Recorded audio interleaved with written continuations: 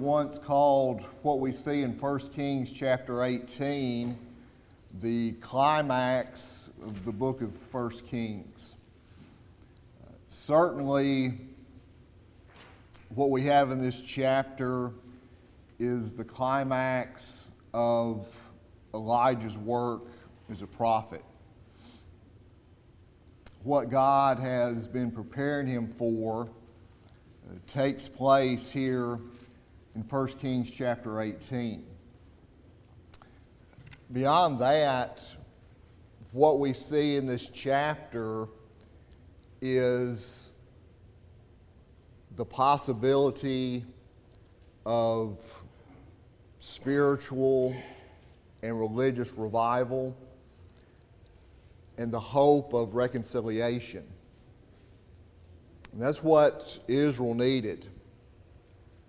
Those who were still faithful to God, those who still believed in God as the only true God, they were in the minority. Their numbers were dwindling. The king and the queen promoted the worship of idols. That was the government-sanctioned religion, not the worship of God, but the worship of Baal. The conflict between the worship of Baal and the worship of Jehovah God comes to a head and comes to a forefront here in 1 Kings chapter 18. Remember in 1 Kings chapter 17, Elijah pronounces to Ahab there's going to be a period of time, many days, where it's not going to rain. Drought and consequently famine would ensue. When that happens, God takes Elijah and essentially hides him. For a while, he hides him near a little brook. And then eventually, God tells Elijah to go to the land of the Phoenicians. And there, for a period of time, he stays with a widow. 3 years later, it's where 1 Kings chapter 18 begins. And now there's going to be a contest. This conflict comes to a head. 1 Kings chapter 18, let's look at verses 1 through 6. It came to pass after many days that the word of Jehovah came to Elijah in the 3rd year, saying, Go, show thyself unto Ahab, and I will send rain upon the earth. We know from the New Testament that this period of drought or period of no rain lasted 3.5 years, 3 years and 6 months. So we're in the 3rd year, almost to the end of the 3 years and 6 months. And God tells Elijah, Go show yourself to Ahab again. This will be the second meeting, the second time that Elijah comes before Ahab. And God has this promise, this pronouncement. This time, after you meet Ahab, I'll send rain upon the earth. Verse 2, And Elijah went to show himself unto Ahab, and the famine was sore in Samaria. And Ahab called Obadiah, who was over the household. Now Obadiah feared Jehovah greatly, for it was so when Jezebel cut off the prophets of Jehovah, that Obadiah took 100 prophets and hid them by 50 in a cave and fed them with bread and water. And Ahab said unto Obadiah, Go through the land unto all the fountains of water, and to all the brooks. Peradventure we may find grass, and save the horses and mules alive, that we lose not all the beasts. So they divided the land between them to pass throughout it. Ahab went one way by himself, and Obadiah went another way by himself. So as God tells Elijah to return to Israel and show yourself to Ahab, as God tells Elijah that, we're given a picture of how things are in Israel, how bad things are because of the famine, because of the drought. Ahab decides at this point in time, whatever grain, the hay, whatever had been stored up to feed the livestock, that's been depleted. They're not able to grow that because of the drought. Things are getting very bad. Ahab tells his servant Obadiah, we're going to go out and we're going to search the land. Any fountain of water, any place there may be a little creek or stream, we need to find it to see if there's any grass there growing close to that source of water, so we can get that grass and hopefully save the horses and the mules. The plan was for Ahab to search out on his own one part of the country, and this man Obadiah was going to search out another part. And we're told some things about this man Obadiah. There's a book in the Old Testament written by the prophet Obadiah, a little short book. This is not the same man, but we're told that this Obadiah, who was over the household, so he had a very high place in the royal administration of Ahab. We're told he was a man who is faithful to God. So despite Ahab and Jezebel promoting, encouraging, and worshiping Baal, despite that being the official policy, you have this servant in a very high place that's faithful to God. Not just faithful in his own right, but he did what he could to allow the possibility that faithfulness to God would continue. Jezebel, the queen, had made the decision to kill all the prophets of Jehovah, take them out of the picture. Upon that command, Obadiah took it on himself to take 100 of those prophets and hide them. He hid them in a cave. He found a way to give them food and water and sustain them.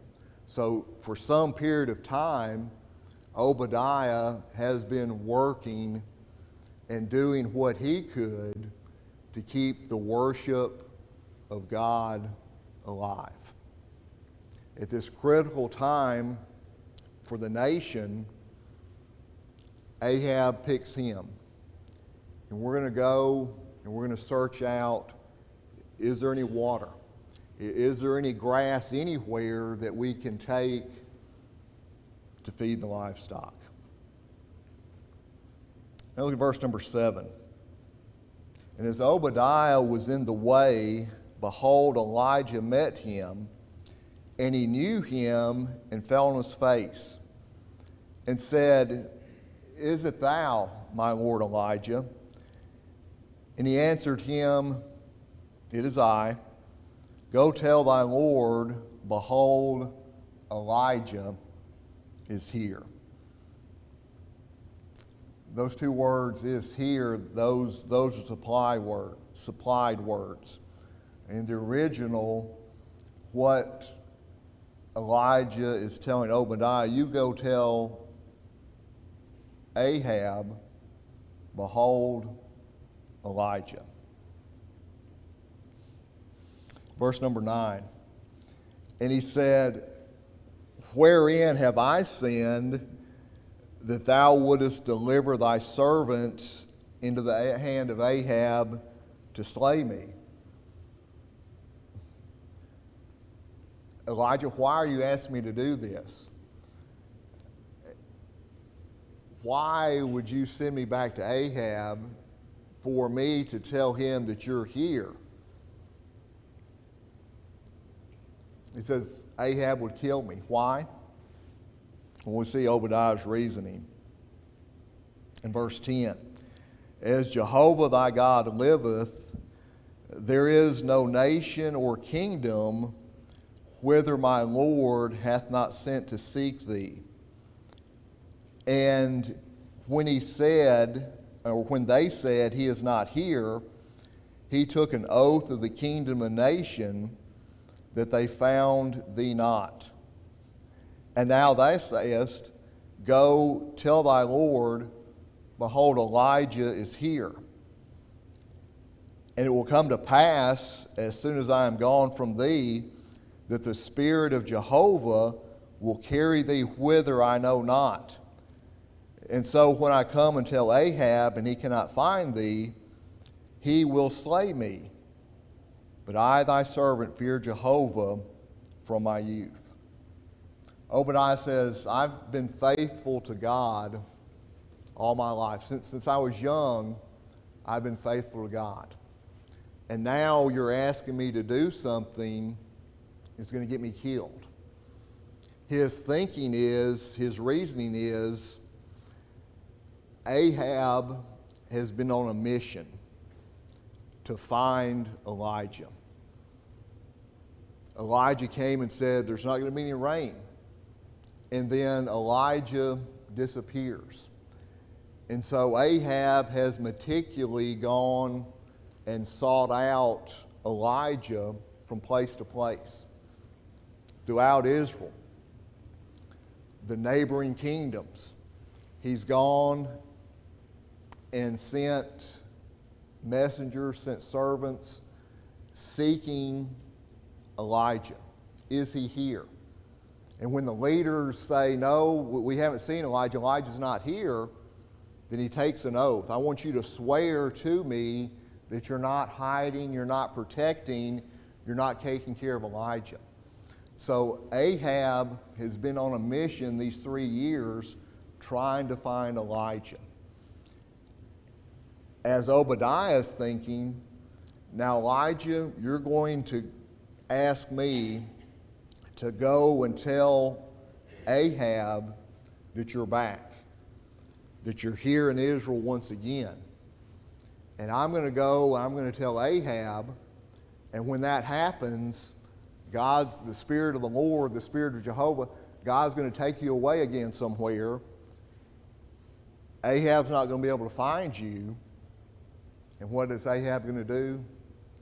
He's going to be so angry, he's going to think that I lied to him, that he's going to kill me. So that's what Obadiah is thinking. He's thinking that God is going to once again hide Elijah. And Ahab thinking that he's there on the word of his trusted servant Obadiah, and he's not going to be there. Obadiah's thinking it's going to mean my execution. That's what Obadiah is thinking.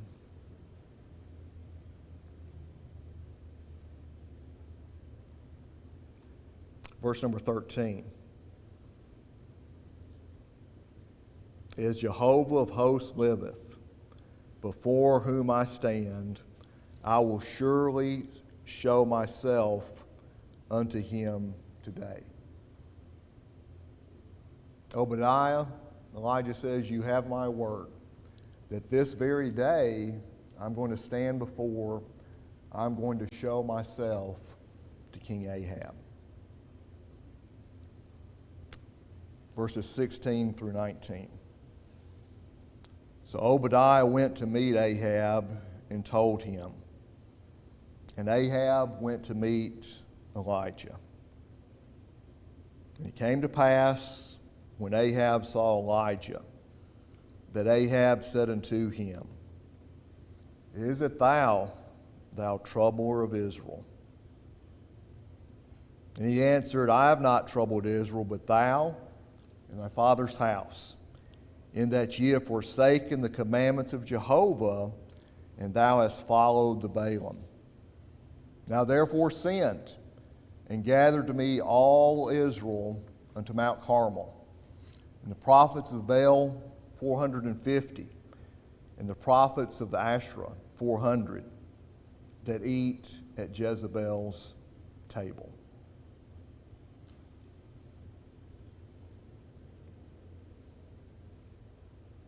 This second meeting, the first words out of Ahab's mouth.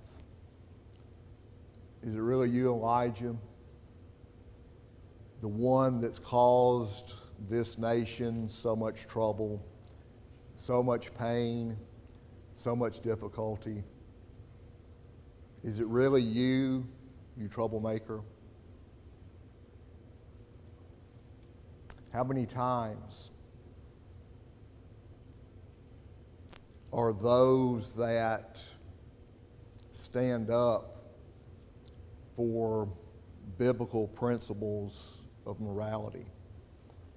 How many times, even today, when those that stand up for righteousness and things that are good in God's sight,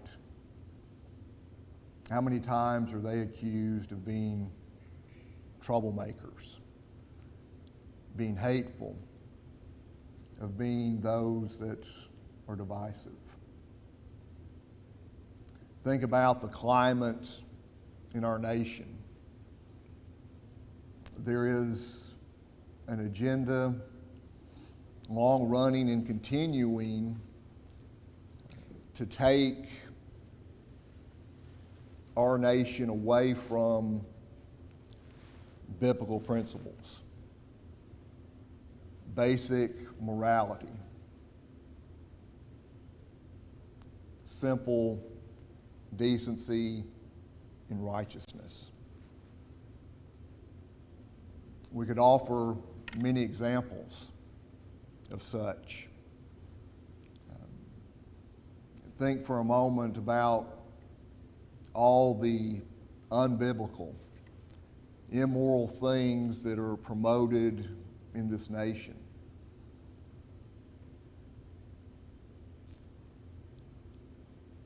When a stand's taken against those, why are you being hateful? Why are you being divisive? Why are you causing trouble?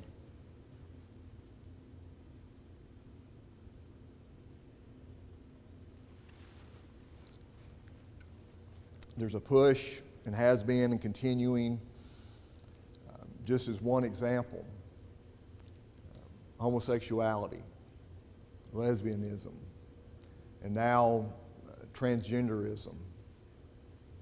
All of those things have found favor and fashionable with those in power, those who have influence.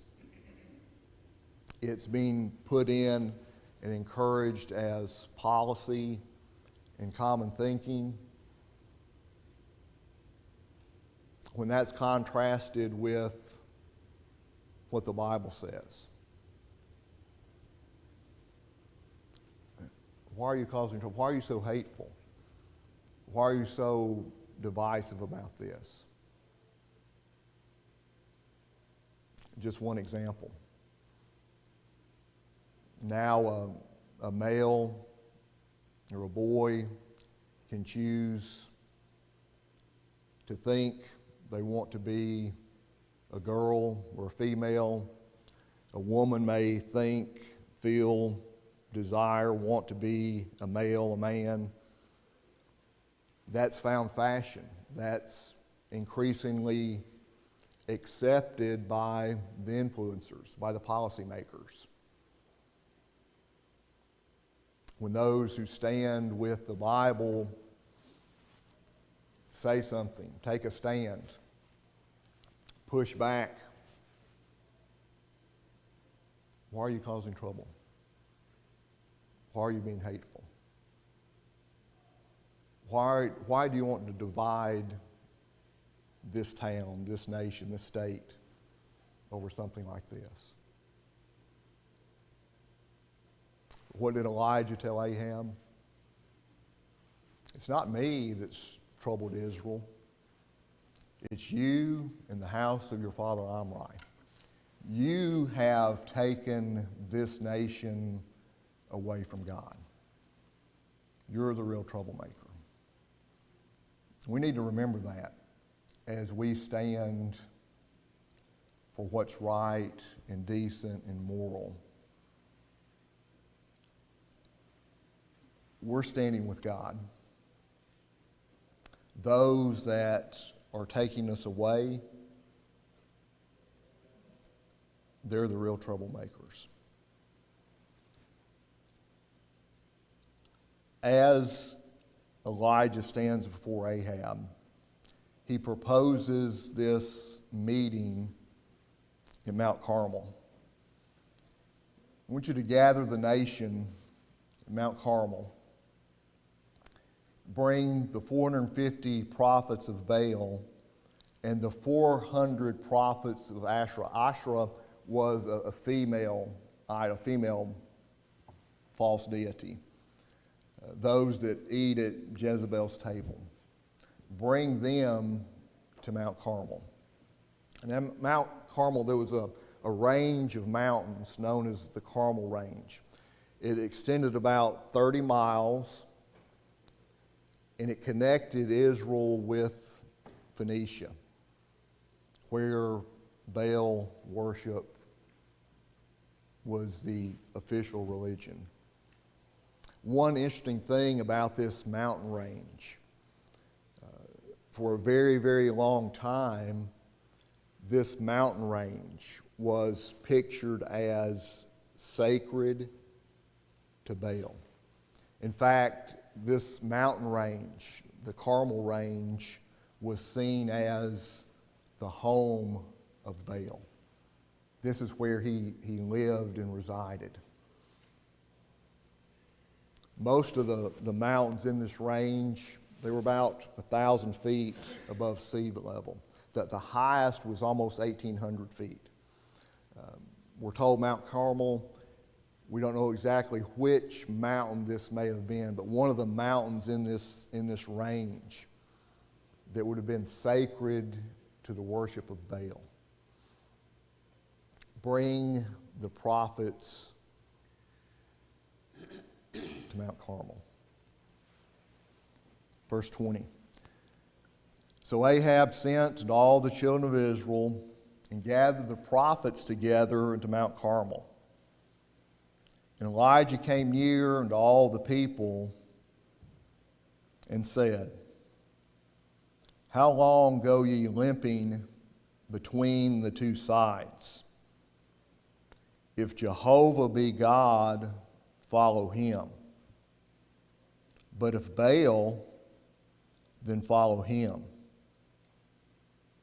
And the people answered him not a word.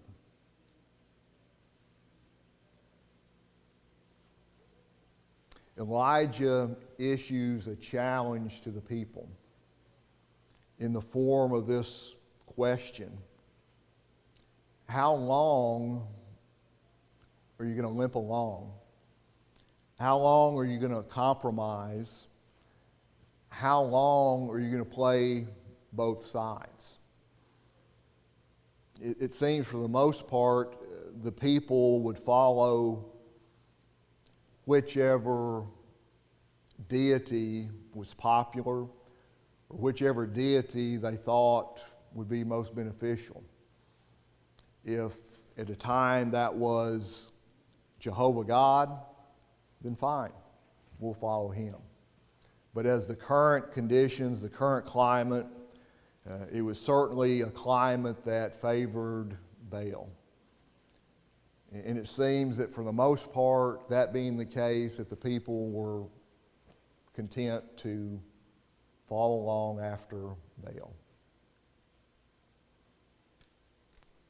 If reconciliation and revival and renewal was to take place, then that would have to start with the people making a commitment to God. Going back to God, going to God, always involves a commitment to Him. We can't compromise. We can't play both sides. Remember what James said in the New Testament in his letter about a double-minded person, unstable in all his ways. No conviction, no backbone, whichever way the winds blew, it seems that the people were content to go along with. Isn't that a great danger? When you consider what was going on in Ahab's day, when this false religion and the immorality associated with that was being promoted as a matter of government policy, that's the way things should be, when all that was being pushed out there,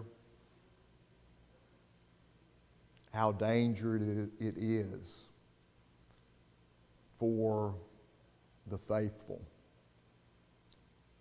for God's people to be silent, to just be willing to meander along, not really say anything.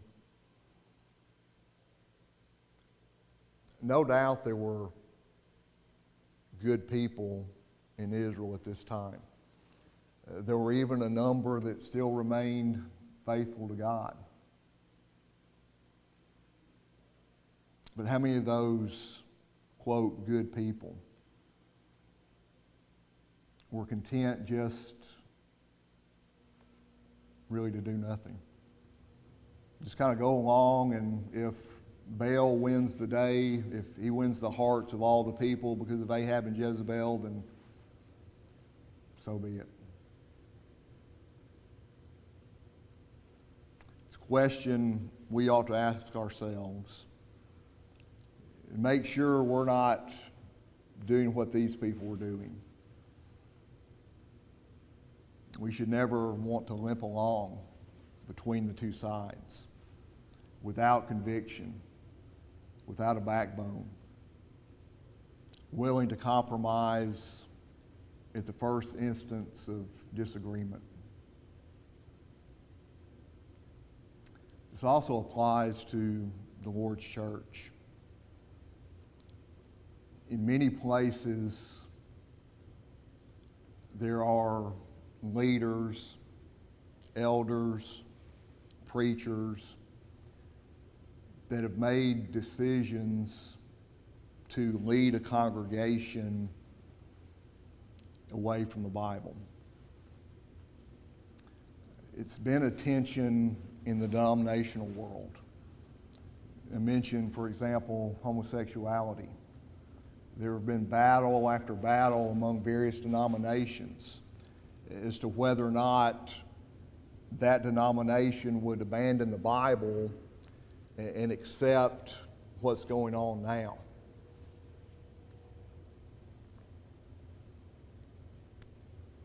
There are congregations in the Lord's church, as I said, where the elders, preachers have made decisions that we're going to change something. We're going to go against what the Bible teaches.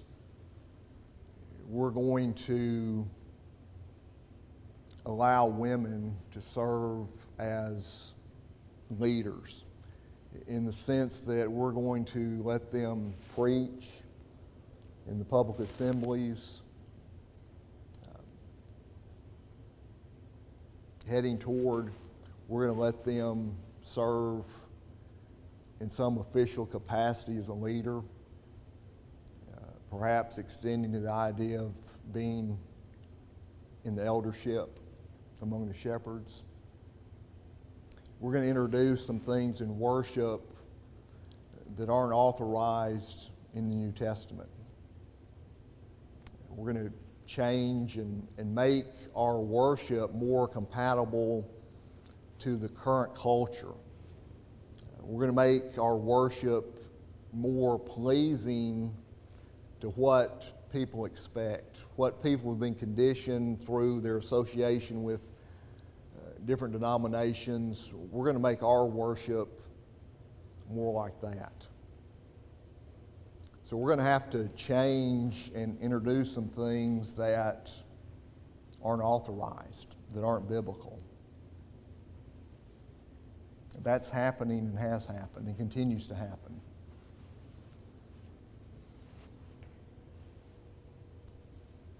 Far too many times when that occurs, it's received by the members, quote, good people. My family's been a member of this congregation for generations. My grandparents were members of this congregation. My parents, and now my family, were members. We can't leave. We need to compromise. This congregation, our children have so many friends here. This is a great youth group here. We can't just leave. So those good people who deep down in their hearts know what's being proposed isn't right, they want to limp along. They compromise. They don't show any conviction. And the changes are allowed to happen. Certainly there will be some that will protest and eventually have to leave. Far too many times, they'll just go with the flow. It's an important question to consider. We need to ask ourselves, if we're in a situation like the nation of Israel found themselves in, would we be content to limp along? Whatever's popular at the time, whatever the leadership says, we'll just go along with that. Yes, ma'am. Let's say that happened here. What would our only choice would be to leave and go somewhere else?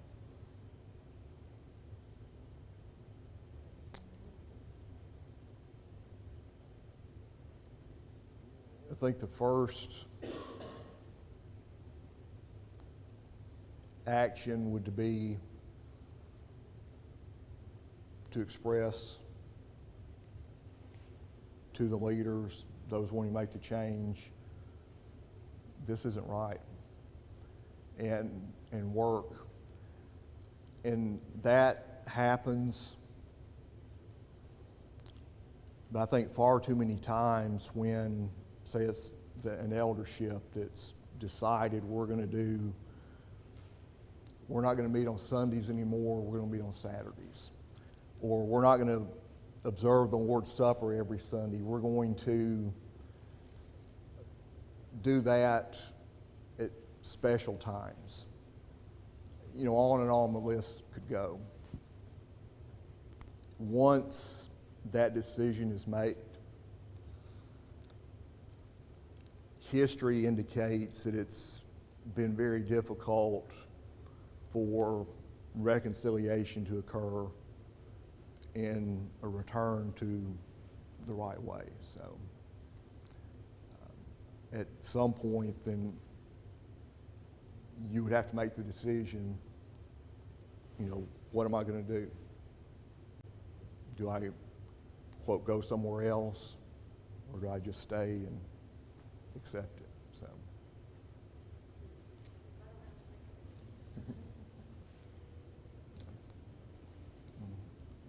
Verse number 20, 1 Kings chapter 18. So Ahab sent unto all the children of Israel and gathered the prophets together unto Mount Carmel. I wonder if Ahab was thinking that this contest was going to go the way of Baal. You know, in this mountain range that's sacred to Baal, whatever his thinking is, he agrees.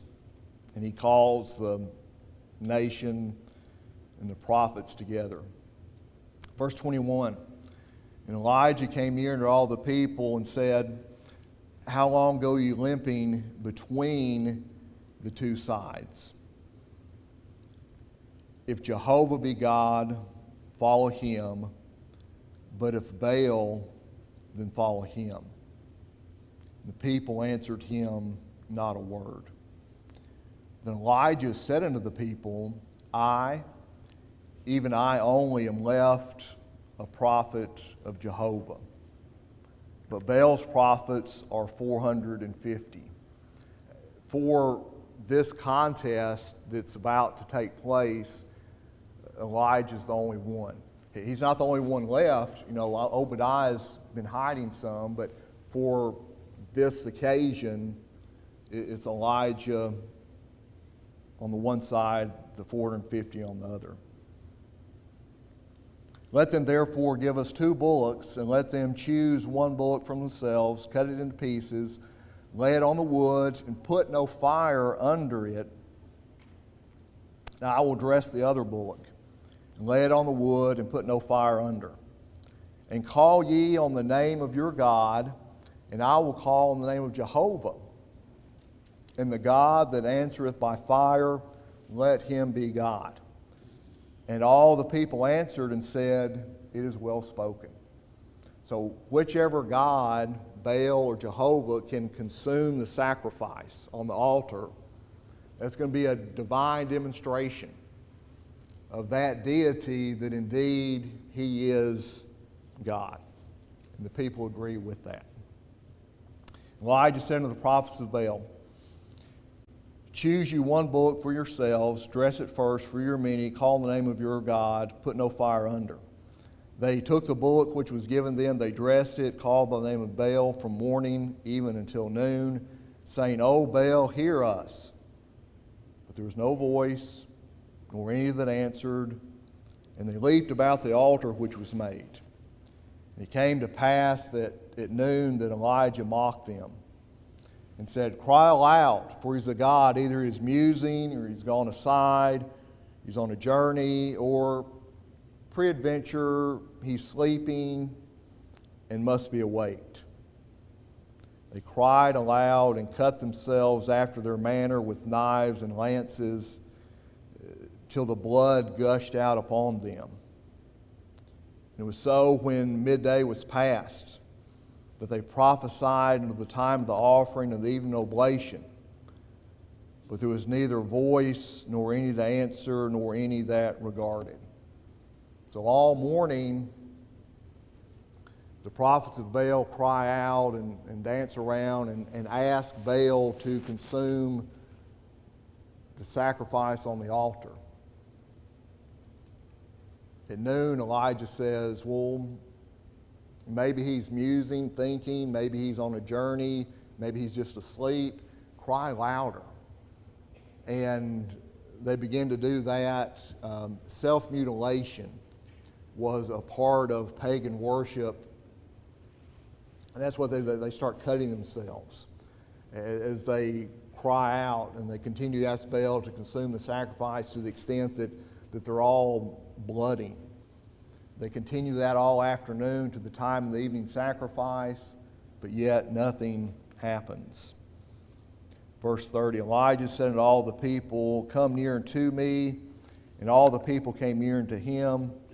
He repaired the altar of Jehovah that was thrown down. Elijah took 12 stones, according to the number of the tribes of the son of Jacob, unto whom the word of Jehovah came, saying, Israel shall be thy name. And with the stones he built an altar in the name of Jehovah, He made a trench about the altar as great as would contain 2 measures of seed.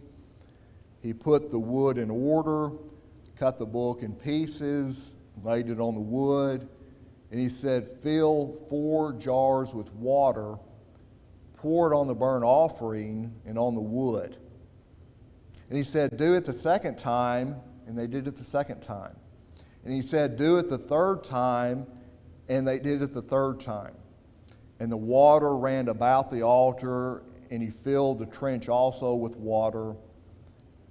And it came to pass at the time of the offering of the evening oblation that Elijah the prophet came near and said, O Jehovah, the God of Abraham, of Isaac, and of Israel, let it be known this day that thou art God in Israel, and that I am thy servant, and that I have done all these things at thy word. Let it be known that you're God and I'm your servant. This contest, all these things I've done, has been at your direction.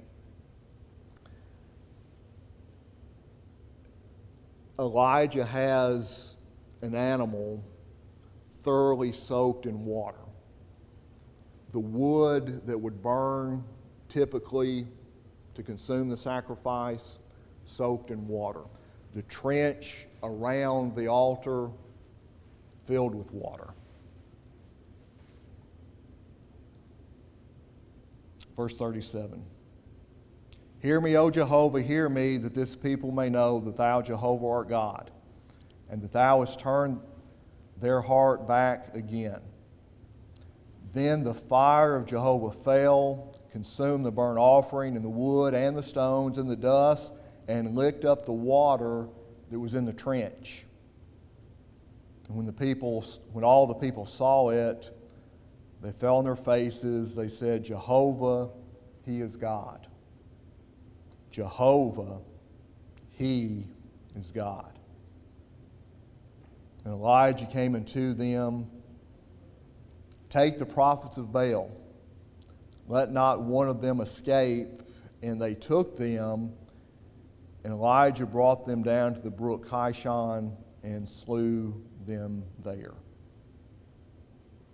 Sometimes we think with our modern sensibilities that's a very harsh thing that Elijah does here. After the demonstration of God's power, he says, take these false prophets and have them killed. But there is a precedent for this in the law of Moses. We won't read it, but if you're interested, it's Deuteronomy chapter 13 in verses 12 through 15. Deuteronomy 13, verses 12 through 15. So there's a basis, there's a precedent in the law of Moses for what Elijah does there in verse 40. The last few verses of the chapter. Elijah said unto Ahab, get thee up, eat and drink, for there is the sound of abundance of rain. So Ahab went up to eat and to drink. Elijah went to the top of Mount Carmel. He bowed himself down upon the earth, put his face between his knees. And he said unto his servant, go up now, look toward the sea, the Mediterranean Sea. Look toward the sea. And he went up and looked and said, there's nothing. And he said, go again 7 times. And it came to pass at the 7th time that he said, behold, there ariseth a cloud out of the sea, as small as a man's hand. And he said, go up, say unto Ahab, make ready thy chariot, get thee down, that the rain stop thee not. And it came to pass in a little while that the heavens grew black with clouds and wind, and there was a great rain. And Ahab rode and went to Jezreel, And the hand of Jehovah was on Elijah, and he girded up his loins and ran before Ahab to the entrance of Jezreel. Jezreel was Ahab's winter home, winter capital. Elijah tells Ahab to go there. He takes his chariot as the rain's about to start. With divine assistance, Elijah is able to run that distance, and he reaches Jezreel before Ahab. Next Sunday morning, we'll look at 1 Kings chapter 19. Certainly, we would think that things are well with Elijah at this point in time. But 1 Kings chapter 19 shows us something different. But we'll pick up there next Sunday morning.